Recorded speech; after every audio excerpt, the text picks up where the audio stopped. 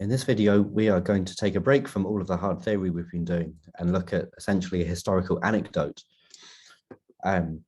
So in around the late 1970s, a game theorist called Robert Axelrod ran a iterated prisons dilemma tournament on a computer and invited basically all the famous game theorists to submit strategies.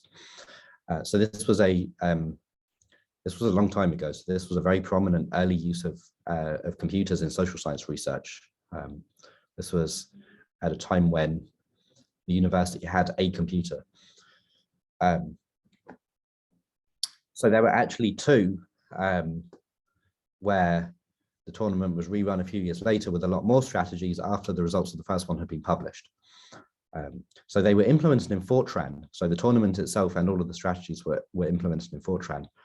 The source code for the first one has apparently been lost, but the second one is available on the internet. I'll provide a link to it with the caveat that 70s era Fortran code will make your eyes bleed. So the format of the tournament was that every strategy played against every other strategy plus a clone of itself, and they each played 5 times in order, because they were using randomness, pseudo random numbers, many of them. So they played 5 times to smooth out random effects. The first tournament was fixed as a 200 times iterated prisons dilemma with no discounting.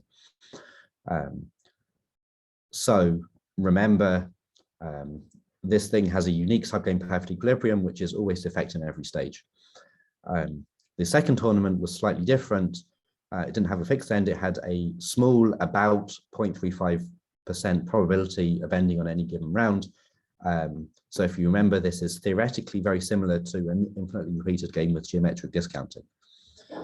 And your final score, the final score of a strategy, was the average payoff across all of its runs.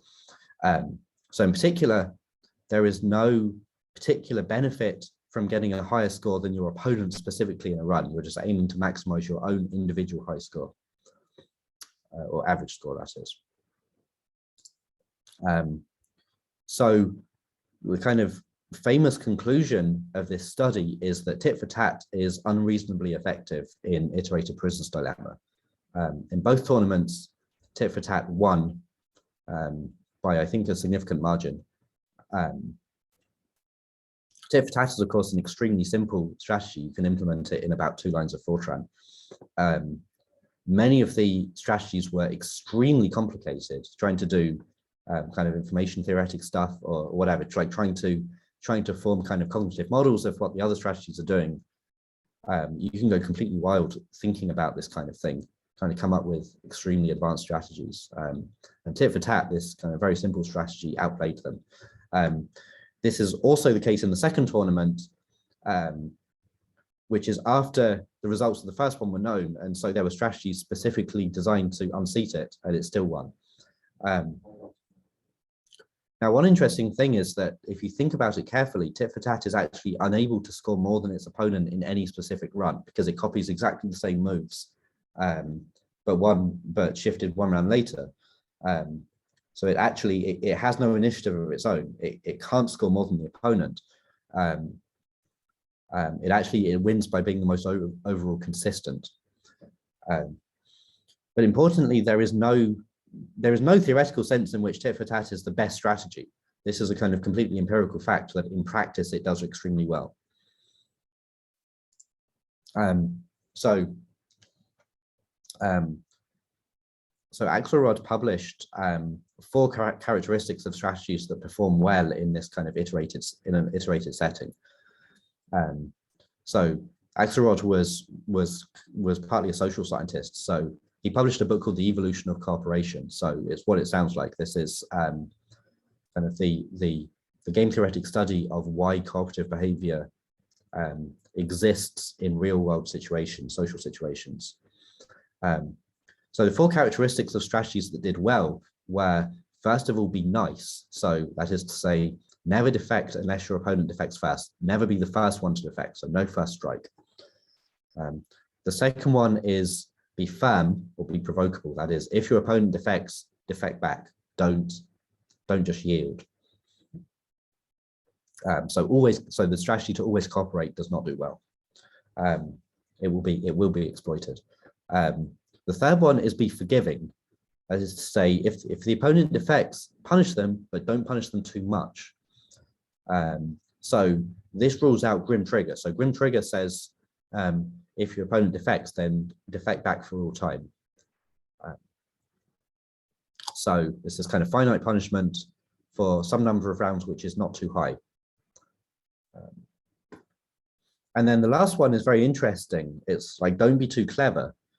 Use a simple strategy. So in a tournament like this, there are many counter strategies that are trying to do very advanced things where they're trying to form internal cognitive models of what you're trying to do.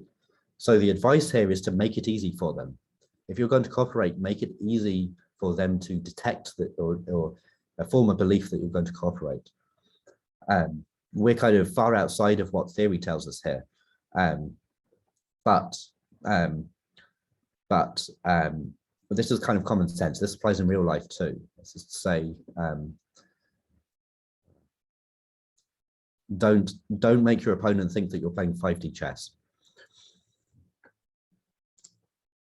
Okay, jumping from the 70s to now, so lots of people have thought to reproduce this kind of thing. It's a kind of a standard thing to do.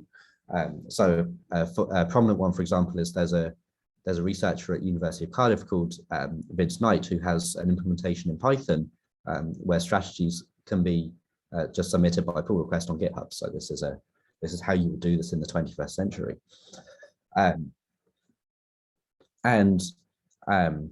The finding of a lot of reproductions is that Axelrod's findings are actually a lot more delicate than was initially believed. So although in Axelrod's tournaments tit for tat did extremely well, it turns out that this is a lot more sensitive to the pool of opponents than was previously believed. So there are kind of other reasonable collections of strategies where tit for tat does significantly less well.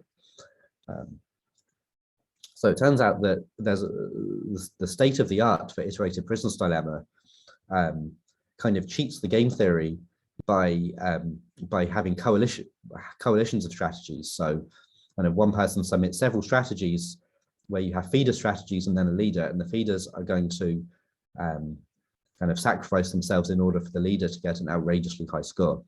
And then you get into kind of evolutionary arms race, because these strategies have to verify each other's identity during runs of the game. So you get kind of complicated patterns of moves that are like signatures that these strategies use to announce their presence and detect whether the others are doing the same thing. But then, of course, you can also have strategies that try to fake a signal.